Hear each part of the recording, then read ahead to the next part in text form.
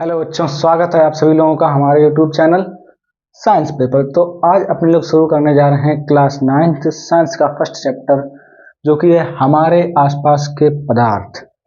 तो ये चैप्टर शुरू करने से पहले ये जो चैप्टर जिसकी शुरुआत होती है ना, ये पदार्थ शब्द से होती है।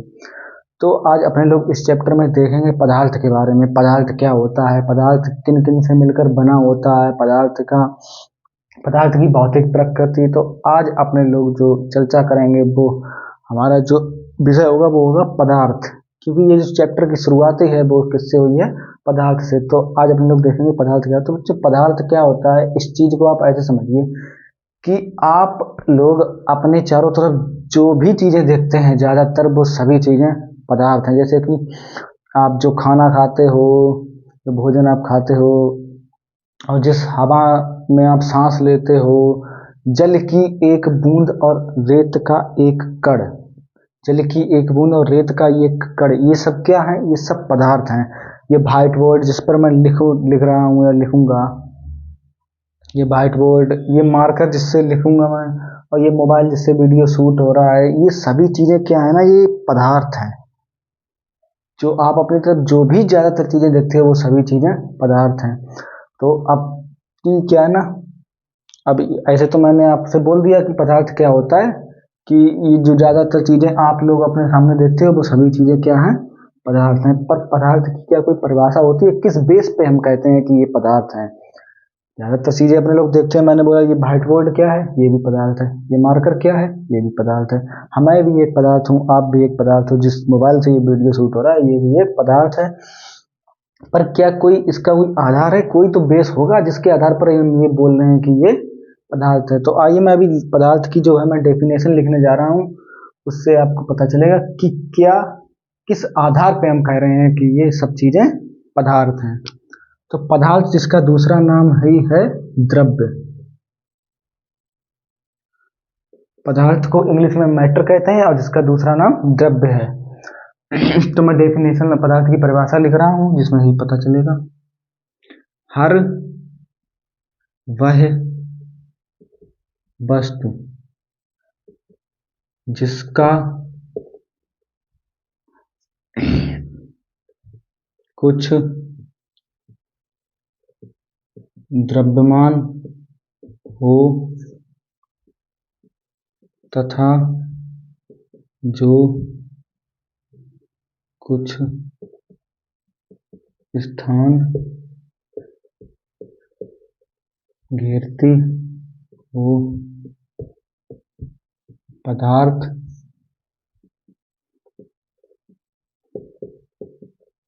कहलाती है।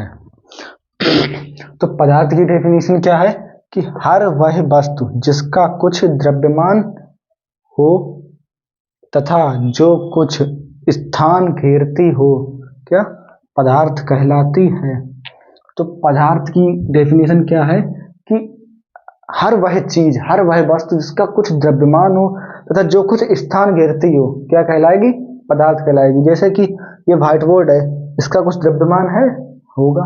ये जितने भी 1 किलो 2 किलो जितने भी किलो का हो, 4-5 किलो, इसका ये वो क्या है, वो उसका द्रव्यमान है।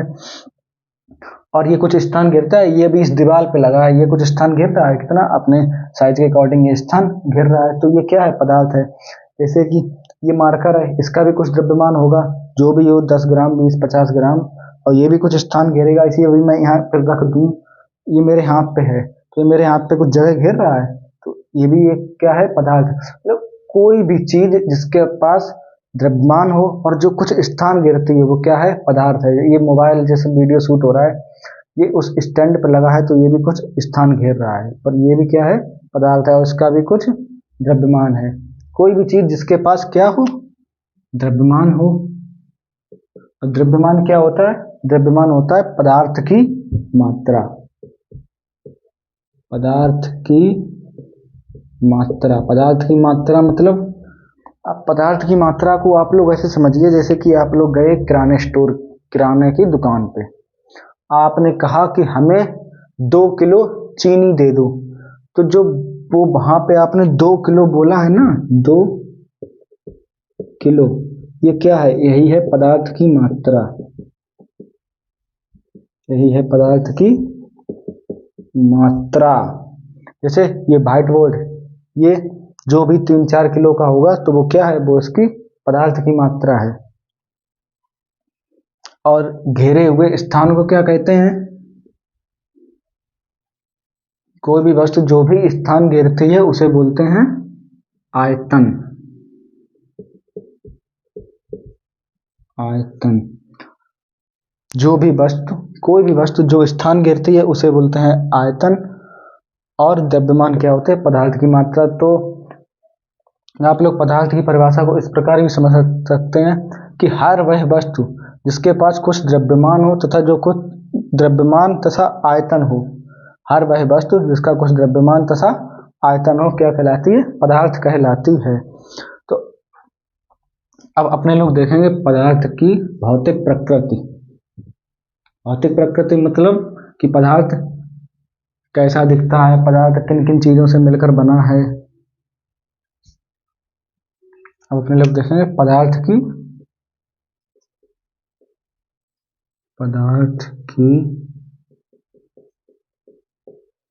भौतिक प्रकृति। जब भौतिक प्रकृति का मतलब हुआ है पदार्थ की संरचना के बारे में अपने लोग बात करेंगे। तो पदार्थ की संरचना के बारे में जो फर्स्ट पॉइंट है वो ये है कि पदार्थ कणों से मिलकर बना होता है।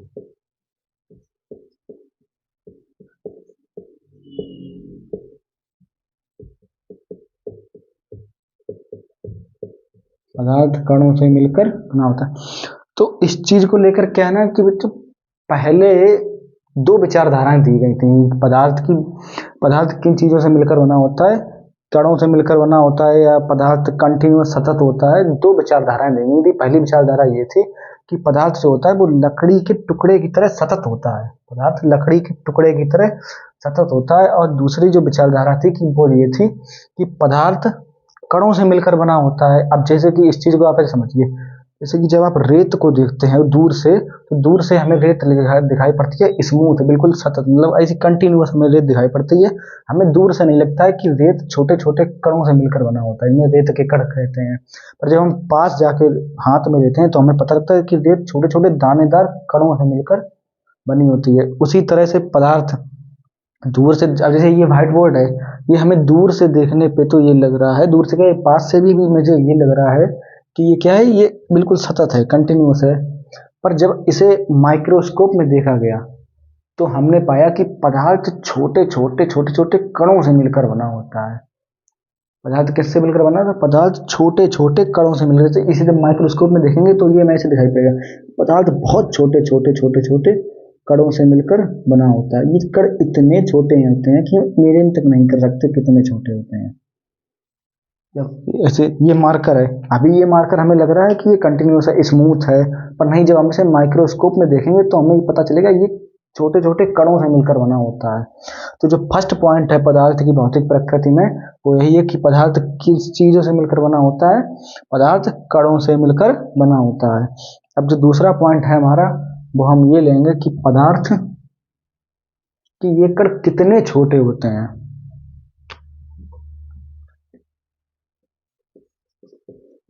पदार्थ के कण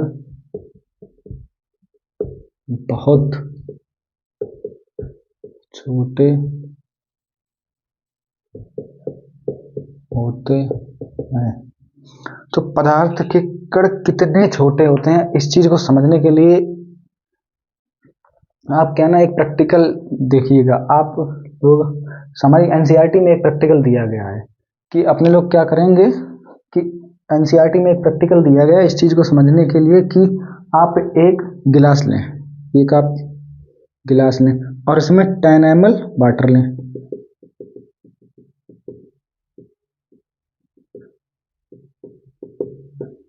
आप एक गिलास लें और उसमें क्या लें? 10 ml वाटर, यानी कि पानी लें। अब इसमें एक पोटेशियम परमैंगनेट का क्रिस्टल डाल लें। इसमें क्या? एक पोटेशियम परमैंगनेट का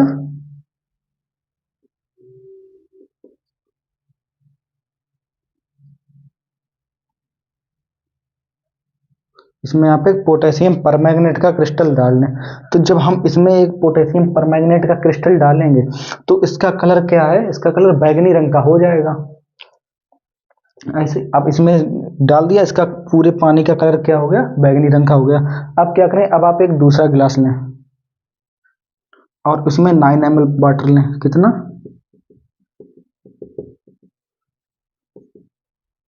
9 ml वाटर इसमें लें। अब इसमें इसमें से जिसमें हमने पोटेशियम परमैंगनेट का क्रिस्टल डाला था, इसमें से आप 1 ml निकालें और इसमें डालें। तो आप देखेंगे कि इस वाले गिलास का कलर भी, इस वाले गिलास का कलर भी कैसा हो गया, बैगनी हो गया। ऐसे ही आप क्या करें, फिर तीसरा गिलास लें और इसमें भी 9 ml वाटर लें, इसमें भी 9 ml वाटर लें। अब आप इसमें से 1 ml निकालिए और इसमें डालिए। तो आप देखेंगे कि इसका कलर भी कैसा हो गया, बैगनी रंग का हो गया। ऐसे ही आप क्या 4 से 5 बार कीजिएगा, ये 3 4 5 5 गिलास आपने लिए, ठीक है। और क्या करें, 9 ml वाटर लेंगे और 1 ml इसमें से दिखाएंगे। तो आप एक चीज नोटिस करेंगे कि हर गिलास में बैगनी कलर आ रहा है, हर गिलास में बैगनी कलर आ रहा है। हमने तो पोटेशियम परमैंगनेट का जो एक क्रिस्टल था वो सिर्फ पहले गिलास में डाला था, तो उसका कलर बैगनी हो गया, समझ में आता है। पर इसका कलर भी बैगनी आ रहा, इसका कलर भी बैगनी, इसका भी, हालांकि इसका ज्यादा डार्क बैगनी है, इसका थोड़ा कम बैगनी होगा। मतलब क्या है कि इसका थोड़ा और कम होगा, कि वो ये डार्क है, ये कम, ये कम कम, तो ये चीज है। पर बैगनी कलर सब में आ रहा है, बैगनी कलर सब में आ रहा है। तो इस चीज से हमें कैसे पता चलेगी कि पदार्थ के कण बहुत छोटे होते हैं। तो जब अपने लोग क्या कर रहे थे, इसमें अपने लोगों ने डाला, एक क्रिस्टल डाला पोटेशियम परमैंगनेट का, तो जब अपने लोगों ने 1 ml इसमें से निकाला तो उस 1 ml में इतने पार्टिकल आ गए थे कि वो इस गिलास के पानी को भी कैसा कर सकें, बैगनी कर सकें। ऐसे ही जब हमने इसमें से निकाला तो उस 1 ml में भी इतने पार्टिकल आ ही, हालांकि इधर से निकाले उससे कम आएंगे, पर इतने आ गए थे पार्टिकल कि इस गिलास के पानी को ऐसा कर सकें, बैगनी कर सकें। तो ये पार्टिकल आप सोचिए इससे कि कितने छोटे होते हैं कि 1 ml हमने इसमें से निकाला और ये 9 ml को क्या कर रहा है, पूरे 9 ml को रंगीन कर दे रहा है। यानी कि 1 ml में इतने सफिशियंट पार्टिकल आ जाते हैं कि वो 9 ml वाले को क्या कर दे, रंगीन करते हैं। तो कितने पार्टिकल होते हैं, आ जाते हैं। तो पदार्थ के कण बहुत छोटे होते हैं, इतने छोटे होते हैं कि हम उन्हें विदाउट माइक्रोस्कोप के देख भी नहीं सकते।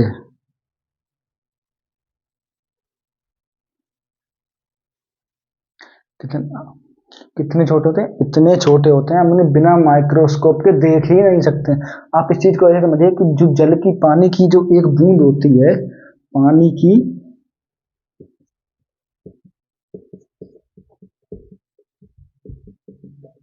पानी की एक बूंद में 10⁻21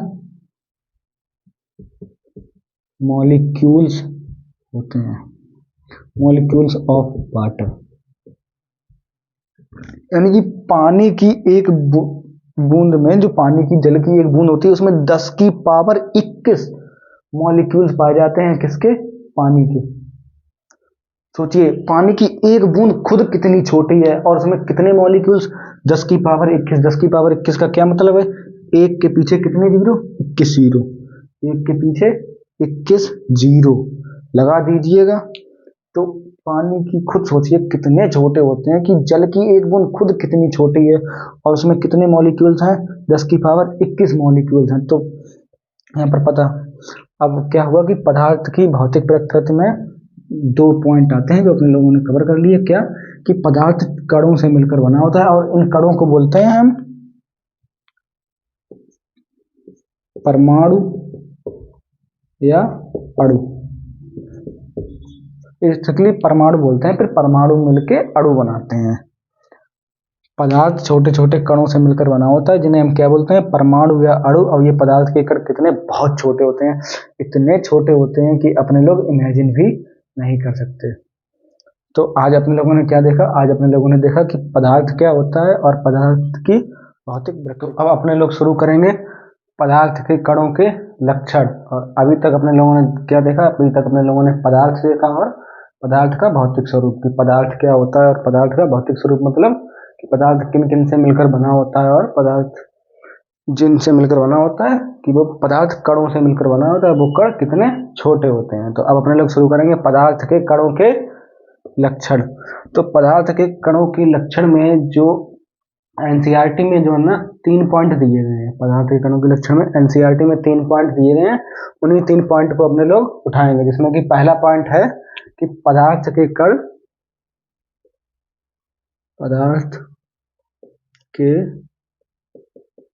कणों के बीच में स्थान होता है,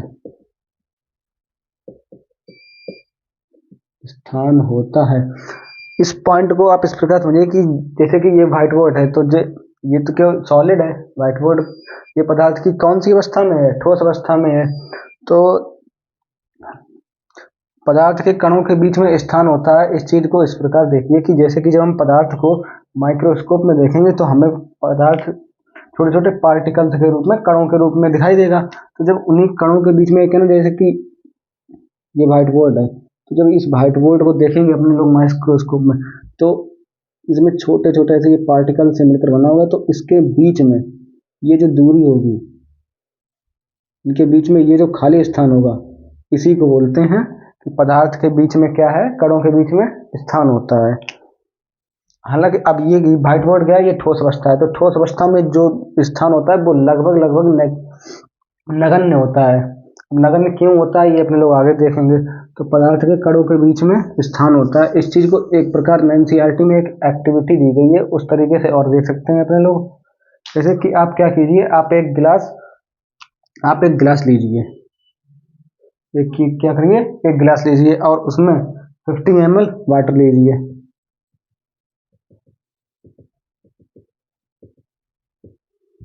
कितना, 50 ml वाटर।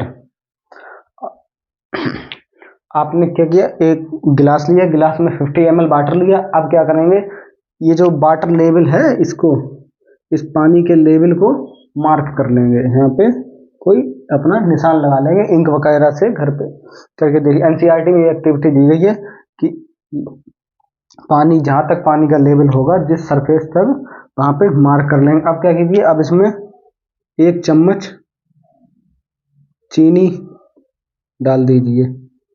1 चम्मच चीनी डाल के अच्छे से चला देंगे। तो 1 चम्मच चीनी डालने के बाद, चलाने के बाद आप लोग देखेंगे कि हमने जो पहले मार्क किया था पानी का लेवल उतना ही है और चीनी पूरी तरह से घुल चुकी है। चीनी इस गिलास में पूरी तरह से घिल चुकी है और पानी का लेवल उतना ही है, पानी का लेवल नहीं बढ़ा। तो ऐसा क्यों, ऐसा कैसे हो गया। आपने क्या किया, आपने एक गिलास लिया, गिलास में 50 ml वाटर लिया, पानी लिया, पानी जहाँ पे है गिलास में, उस सरफेस को मार्क कर दिया। मार्क करने के बाद आपने इसमें 1 चम्मच चीनी डाली, अच्छे से चलाया, चीनी घुल गई, लेकिन पानी का लेवल ऊपर नहीं बढ़ा और चीनी गायब हो गई। चीनी कहाँ गई। तो ये जो एक्टिविटी है, ये इसी पॉइंट को दर्शाती है कि पदार्थ के कणों के बीच में स्थान होता है। कैसे, अब जब आपने चीनी डाली तो क्या हुआ कि पदार्थ के कण जो थे, इनके बीच में, ये क्या है, ये पानी है, पानी के कणों के बीच में, ये पानी के कणों के बीच में क्या है, ये स्थान है।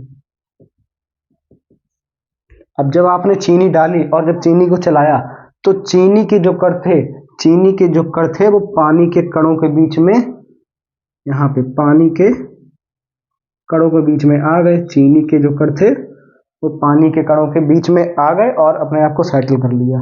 आपने चीनी डाली, चीनी के कण कहाँ पे है, जो पानी के कणों के बीच में जो स्थान था, खाली जगह थी, वहां पर चीनी के कण आ गए और चीनी हमारी गायब हो गई। तो ये जो लेवल है, ये क्यों नहीं बढ़ा, क्योंकि पदार्थ के जो जल था, पानी था, उसके कणों के बीच में स्थान था, इसीलिए हमारा जो ये लेवल नहीं बढ़ा।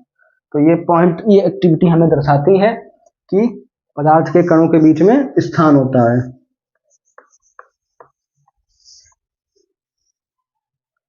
अब जो दूसरा पॉइंट है वो हमारा ये है, पदार्थ के कण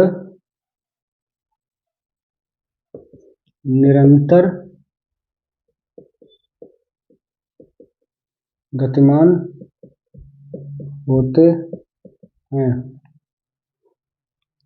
पदार्थ के कण निरंतर गतिमान होते हैं, इस चीज को भी आप एक एक्टिविटी से देखिए, जो एनसीईआरटी में ही एक्टिविटी दी गई है।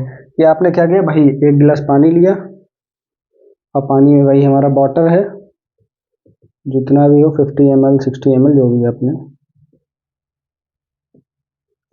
50 ml पानी, गिलास में पानी है। अब क्या करूं, अभी तक आपने क्या किया था कि पानी में चीनी डाली थी, अच्छी तरीके से चलाया था, फिर देखा था कि हमारा लेवल नहीं बढ़ा। अब क्या करोगे, अब आप चीनी नहीं डालोगे, अब आप 2-3 बूंद इसमें इंक डालोगे। क्या,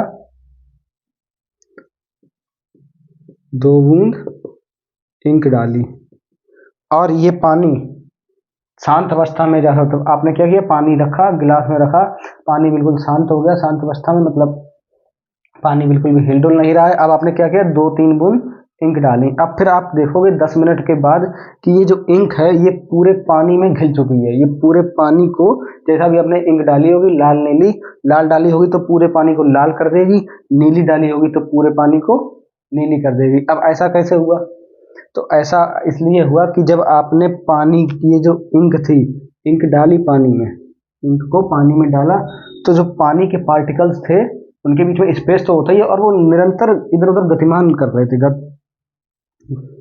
वो इधर उधर गति कर रहे थे। पानी के पार्टिकल्स, पानी के जो कण थे वो लगातार क्या कर रहे थे, गति कर रहे थे।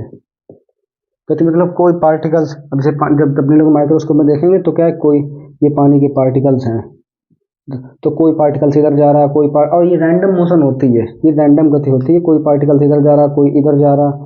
तो ये क्या, जब आपने इंक डाली तो इंक, पानी के पार्टिकल्स, और इंक के पार्टिकल्स क्या थे, वो भी गतिज अवस्था में थे, वो भी गतिमान थे। तो पानी, जब आपने इसमें डाला इंक, तो पानी के पार्टिकल्स इंक के पार्टिकल से टकराए और इंक के पार्टिकल्स को जो पानी के स्पेस में थे वहां वहां डिस्ट्रीब्यूट कर दिया, वितरित कर दिया।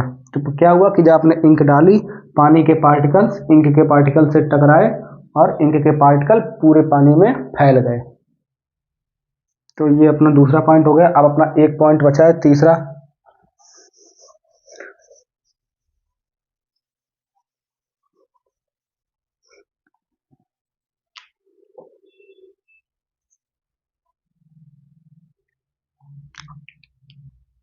तीसरा पॉइंट है अपना कि पदार्थ के कण एक दूसरे को आकर्षित करते हैं। पदार्थ के कण एक दूसरे को आकर्षित करते हैं। तो पदार्थ के कण एक दूसरे को आकर्षित करने का मतलब है, पदार्थ के जो कण होते हैं वे एक दूसरे को अपनी तरफ खींचते हैं। कि पदार्थ के कण एक पार्टिकल दूसरे पार्टिकल्स को अपनी तरफ खींचेगा, एक कण दूसरा भी तीसरे को अपनी तरफ खींचेगा। ऐसे पदार्थ के कण क्या करते हैं, एक दूसरे को आकर्षित करते हैं। उनके बीच में एक बल होता है, आकर्षण बल, जिसके कारण ये करते हैं। अब जैसे ये सॉलिड है, ये सॉलिड सॉलिड क्यों है, क्योंकि इसके बीच में जो आकर्षण बल होता है वो बहुत ही स्ट्रांग होता है। जैसे ये पदार्थ के कण है, क्या है ये, जब हम इस व्हाइट बोर्ड को माइक्रोस्कोप में देखेंगे तो हमें ये पदार्थ के कण बहुत पास पास दिखाई पड़ेंगे, बहुत पास पास इसके व्हाइट बोर्ड के कण बहुत पास पास। और जब हम किसी लिक्विड को देखेंगे, लिक्विड मतलब द्रव को देखेंगे, पानी को देखेंगे, जैसे पानी है गिलास में, तो हम देखेंगे कि एक पानी का कण यहाँ है, दूसरा यहाँ है, तीसरा यहाँ है। तो पानी के कणों के बीच में क्या है, ये जो स्पेस है ये थोड़ा ज़्यादा है, और ये सॉलिड के पार्टिकल्स के बीच में स्पेस बहुत कम है। और जब हम गैस के पार्टिकल देखेंगे, गैस के कण देखेंगे, तो एक पार्टिकल यहाँ, दूसरा यहाँ, तीसरा यहाँ, ऐसे होंगे। तो ऐसा क्यों होता है, क्योंकि पानी, ये जो पदार्थ के कण होते हैं उनके बीच में एक आकर्षण बल होता है। इस चीज को एनसीईआरटी में एक एक्टिविटी से भी दिया गया है, क्या कि आप क्या करिए ना, एक कील लीजिएगा और एक कील लेना और एक चौक लेना। अब आपने एक कील ली, एक चौक ली, आप क्या करें आप कि एक हैमर लें, हथौड़ा लें। अब एक हथौड़ा मारें आप चौक पे, अब फिर मारें कील पे, तो आप देखेंगे कि जो चौक है वो एक ही हथौड़े में दो टुकड़ों में टूट गई है चौक। और जो हमने लोहे की कील ली है, लोहे का कुछ भी ले लिए, कील गेंद वगैरह, वो हमने एक बार मारी नहीं टूटी, दूसरी बार भी नहीं टूटी। तो ऐसा क्यों हुआ? ऐसा इसीलिए हुआ क्योंकि जो कील थी हमारी, कील थी और एक थी चौक। कील और चौक के जो कण थे, इसके कण, इसके कण, इनके कणों के बीच में ये जो आकर्षण बल है, ये चौक के कणों के बीच में आकर्षण बल कम था और कील के कणों के बीच में आकर्षण बल ज्यादा है। हालांकि चौक भी ठोस है और कील भी ठोस है, पर फर्क किस बात का है कि कील के कणों के बीच में आकर्षण बल अधिक है और चौक के कणों के बीच में आकर्षण बल बहुत कम है। तो अभी तक अपने लोगों ने 3 पॉइंट देखे और इस बल को अपने लोग एक नाम भी देते हैं। इस बल को कहते हैं अंतरा आणविक बल। आकर्षित करते हैं किस बल से करते हैं? आकर्षण बल से।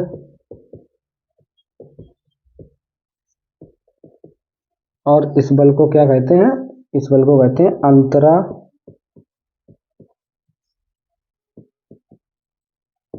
आणविक। गलत हो गया।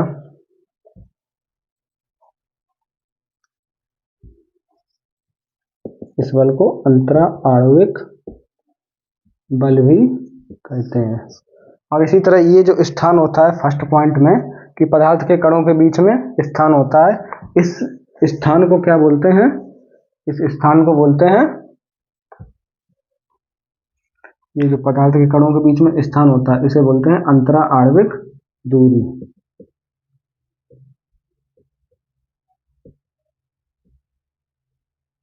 बोलते हैं अंतरा आणविक दूरी और इसे बोलते हैं अंतरा आणविक बल।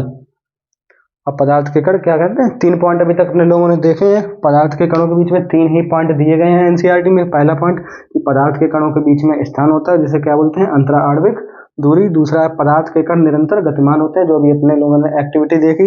और तीसरा है पदार्थ के कण एक दूसरे को आकर्षित करते हैं। अब ये तीनों पॉइंट हो गए, ये तीनों पॉइंट हो गए। अब अपने लोग नेक्स्ट वीडियो में देखेंगे पदार्थ की अवस्थाएं, कि पदार्थ की 3 अवस्थाएं होती हैं, ठोस द्रव गैस के बारे में बात करेंगे। तो अच्छे से पढ़ते रहिएगा। अभी के लिए धन्यवाद।